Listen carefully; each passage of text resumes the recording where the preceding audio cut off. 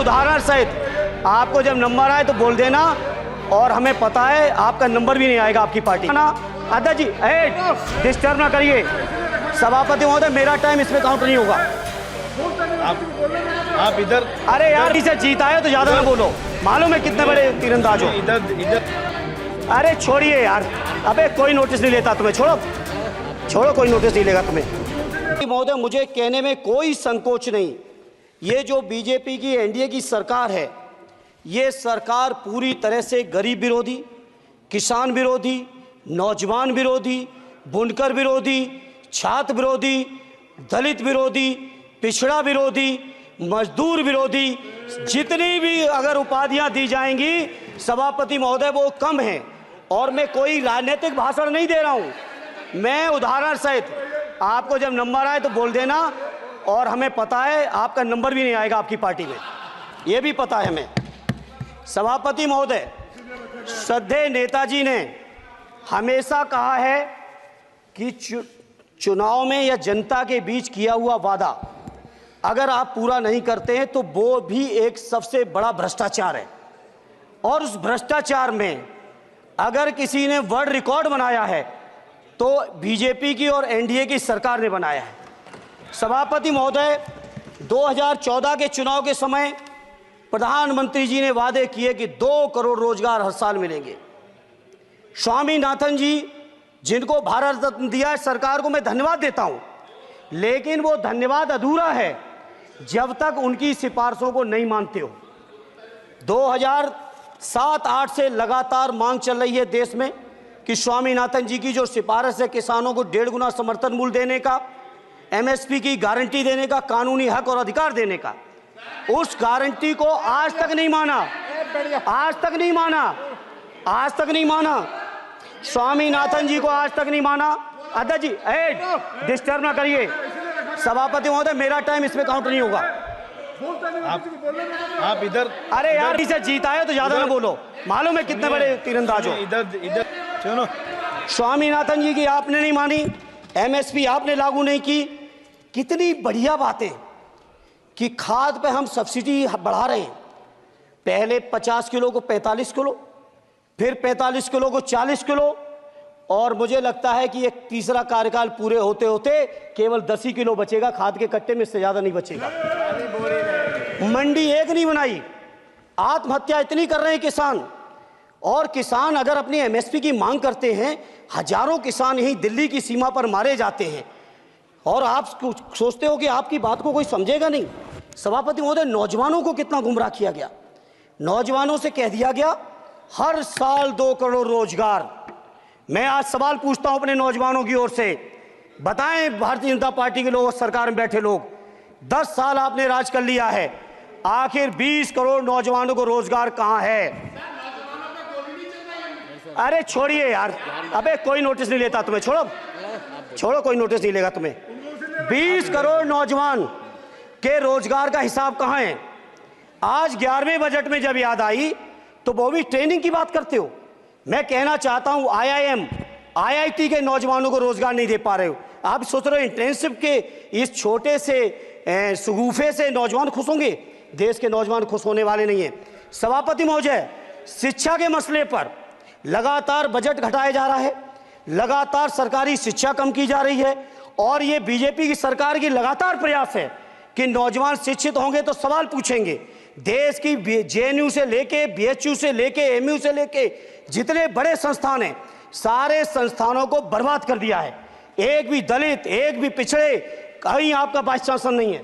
लगातार जितने भी आपके professor, associate professor, assistant professor की नियुक्तियों में आरएसएस का जब तक कोई फंडामेंटल कोर्स नहीं करेगा, बेसिक कोर्स, तब तक उसकी नियुक्ति नहीं होगी। आप क्या सोच रहे हो देश नहीं देख रहा है नौजवान? यूजीसी का बजट लगातार कम किया जा रहा है।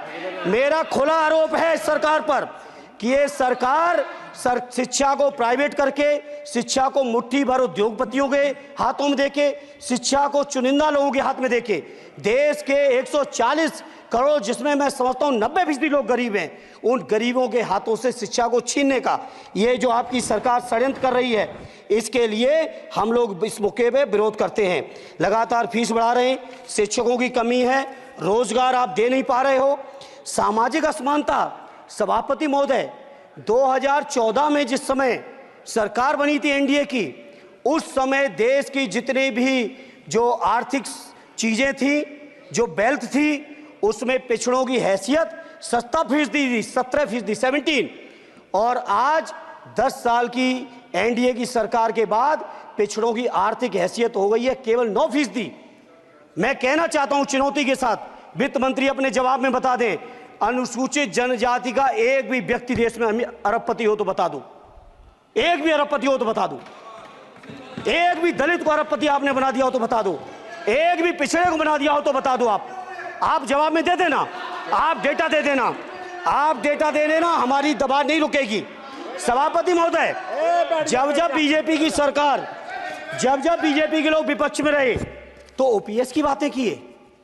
10 साल से आप सत्ता चला रहे हो, 11वां बजट पेश कर रहे हो, पूरा देश आज ओपीएस के लिए सरकारी कर्मचारी परेशान है, कहीं ओपीएस की चर्चा नहीं है, पुरानी पेंशन की कोई चर्चा नहीं है। सभापति महोदय, पुरानी पेंशन तो पुरानी पेंशन, हम मांग करते हैं, बहुत बड़े राष्ट्रभक्त आप बनते हो, मैं मांग करता हूं देश के पैरामिलिट्री फोर्सेस को आप पुरानी पेंशन दीजिए।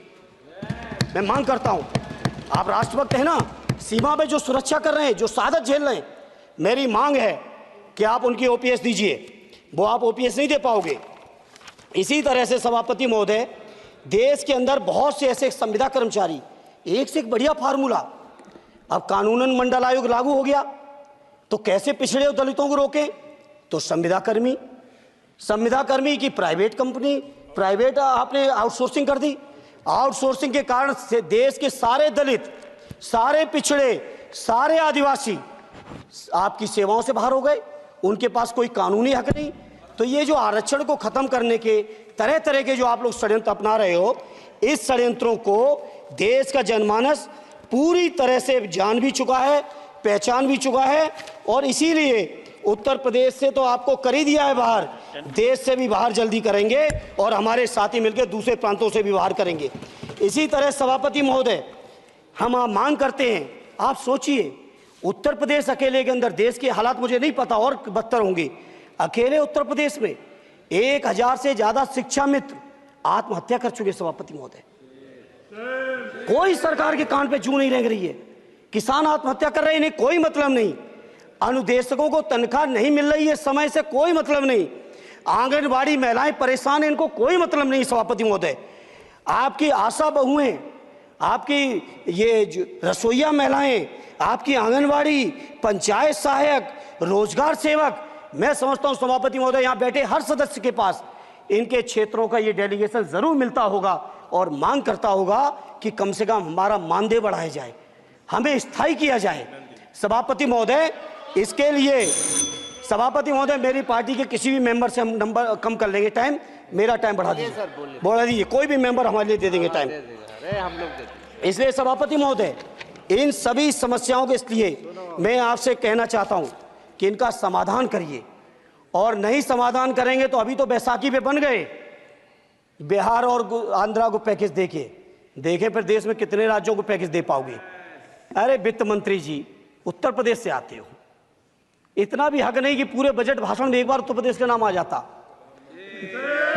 इतना अयोध्या से नफरत हो गई, अयोध्या से अवधेश जी क्या जीत गए, आप लोगों को इतनी नफरत हो गई कि एक भी उत्तर प्रदेश का एक बार भी नाम नहीं आया। सभापति महोदय, इसे मैं आज इस मौके पर सभापति महोदय देश के गरीबों, किसानों, नौजवानों, व्यापारियों, बुनकरों सभी की ओर से कहना चाहता हूं, ये बजट देश विरोधी बजट है।